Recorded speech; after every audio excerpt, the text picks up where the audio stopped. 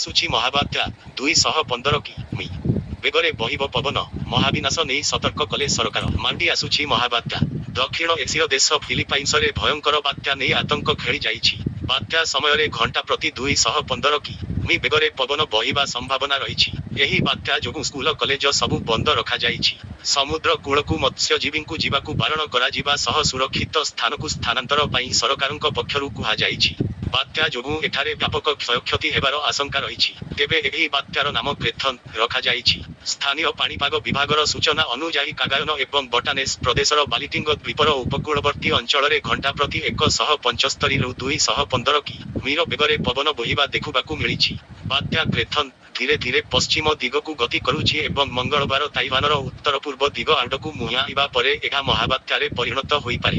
ଆସନ୍ତା 48 ଘଣ୍ଟା ମଧ୍ୟରେ ବଟାନେସ୍ ନିକଟସ୍ଥ ଗାଁ, ବାବୁଆନ ଦ୍ୱୀପ ଏବଂ କାଗାୟନ ପ୍ରାନ୍ତର ଉପକୂଳବର୍ତ୍ତୀ ଗାଁଗୁଡ଼ିକରେ ଜୀବନ ହାନି ହେବାର ଆଶଙ୍କା ରହିଥିବା ବେଳେ ଏଠାରେ ଲୋକଙ୍କୁ ପ୍ରଶାସନ ପକ୍ଷରୁ ସତର୍କ କରାଯାଇଛି।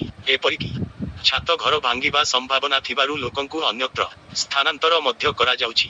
ଗଛ ଲତା, ଚାଷ ଜମି ବ୍ୟାପକ ପରିମାଣରେ କ୍ଷତି ହୋଇପାରେ। ଏହା ସହିତ ସମୁଦ୍ରରେ ଉଚ୍ଚ ଜୁଆର ସୃଷ୍ଟି ହେବା ସହ ବ୍ୟାପକ ଧନ ଜୀବନ ନଷ୍ଟ ହେବାର ଆଶଙ୍କା ରହିଛି। ବର୍ତ୍ତମାନ କାଗାୟନ ପ୍ରଦେଶ ଦେଶରେ ବାତ୍ୟା ଯୋଗୁଁ ବିଦ୍ୟୁତ ସଂଯୋଗ ବିଚ୍ଛିନ୍ନ ହେବା ସହ ଉପକୂଳ ବନ୍ୟା ପ୍ରଭାବିତ ଅଞ୍ଚଳରୁ କରାଯାଇଛି।